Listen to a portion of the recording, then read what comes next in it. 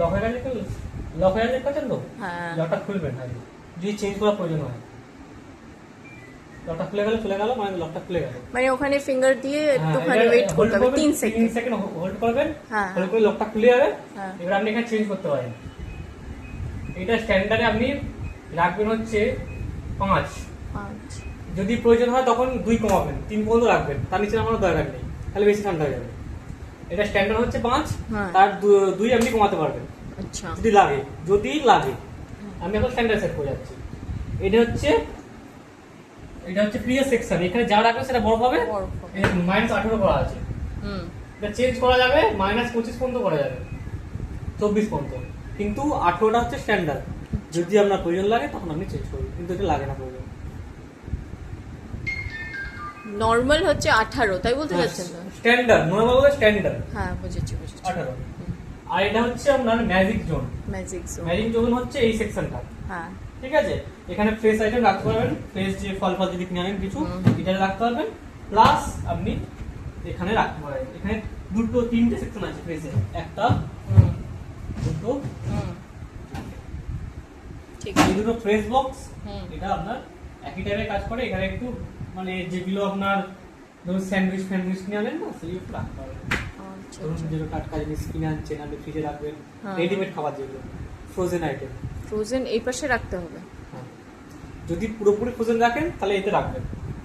আচ্ছা, চলো। ধরুন আপনি কিছুক্ষণ যদি রাখছেন, আপনি খানিকক্ষণ পর বার করে নেবেন, তাহলে আপনি এই বক্সটা ব্যবহার করতে পারেন।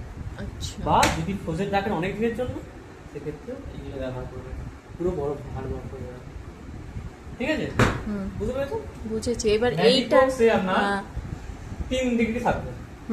এটা কিন্তু চেঞ্জ করা যায়, এটাও চেঞ্জ করা যায়।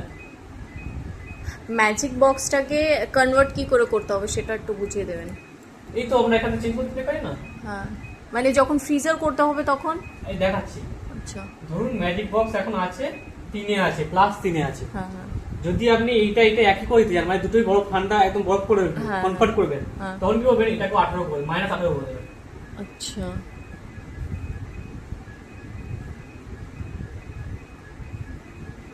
আঠারো করলে নিচে আর উপরে সেম হয়ে গেল, এই দুটো ডিপ ফ্রিজ হয়ে গেল। হ্যাঁ, কনভার্ট হয়ে গেল। যদি না করেন তাহলে আপনি এটা প্লাস, এখানে মাইনাস করে উঠে যাবে, 3 চলে আসবে। যেমন এখানে দেখছেন 5 জায়গা থেকে 3 থাকবে, এটা হচ্ছে ম্যাজিক জোন। যদি কনভার্ট করতে চান তাহলে ওইভাবে কনভার্ট করতে হবে, 18 করতে হবে, -18 করতে হবে, -18। ঠিক ঠিক, কারণ এগুলো হচ্ছে প্লাসে থাকে, প্লাসে এর ঠান্ডা প্লাসে থাকে। আচ্ছা, যদি কনভার্ট করেন তখন আপনি মাইনাসে করে দেবেন, তাহলে কনভার্ট হয়ে যাবে। ঠিক, ফ্রিজারের টেম্পারেচার থাকে -18। -18, হ্যাঁ, এটা এর থাকে। যদি এটা কনভার্ট করেন তখন এটাকেও -18 করে দেবেন, এই ম্যাজিক জোনটাকে, তাহলে এটা কনভার্ট হয়ে যাবে, এই পুরো দুটো সেকশনই বরফ জমবে। ঠিক আছে, আবার লক করে দেবেন, লক হয়ে যাবে, লক অপশন এসে গেল। এবার যদি টেপেন কিছু কাজ করবে। ও আচ্ছা, আচ্ছা। এবার ফ্রিজটাকে লক করার কি সিস্টেম? এই ফ্রিজটাকে লক করবেন, চাবি বা যেটা বলতে ওই লক করা যায় না, এটা লক করা সাইড বাই সাইডে করা যায় না। আর এটা ফ্রিজার কোনটাই করা যায় না।